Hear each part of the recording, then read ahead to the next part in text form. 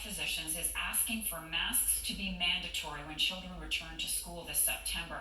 With more on this, I want to bring in Dr. Amy Tan, Associate Professor of Family Medicine at the University of Calgary and an organizer of Masks for Canada. Good morning, Doctor. Thanks for being with us.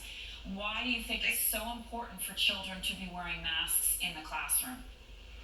So our group, Masks for Canada, we actually think that the conversation about masks in schools need to be discussed in addition to strict physical distancing and hand washing during the school day. So we're not saying that this is the one only thing, but we want this to be part of the conversation where the majority of students in an indoor enclosed space, i.e. a classroom, has that extra layer of protection, especially when physical distancing with the larger class sizes that we're seeing across the country doesn't make physical distancing as possible. So what age groups would be included in this?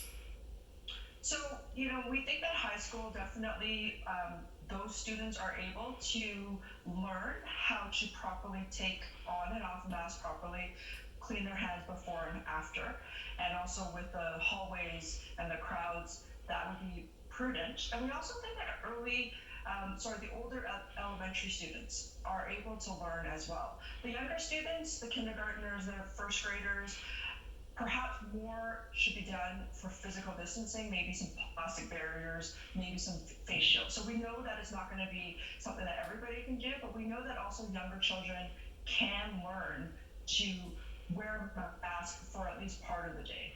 So those who are opposed to this idea are saying what to you? So I think the very first thing is they're saying that children aren't going to be wearing them safely.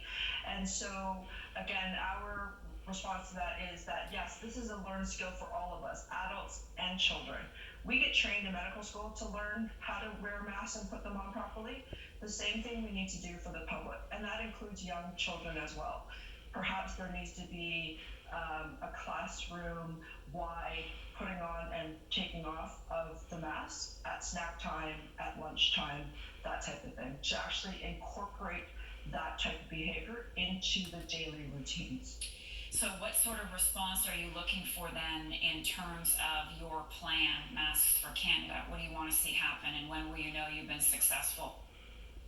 So we really would like there to be the inclusion of masks, especially for the older grades, and also a discussion of how to actually incorporate hand hygiene and mask wearing as part of the curriculum. Like, this is a new paradigm that we're in. We need to actually be making sure that we open schools as safely as possible. We absolutely want schools to open, but we think that doing everything we can, having all tools at our disposal to actually keep the cases down, that's the best chance we have of not having to go through what Israel's going through, which is opening up and then closing back down, which could cause harm to children as well. Dr. Tan, thank you so much. Really appreciate your time with us this morning.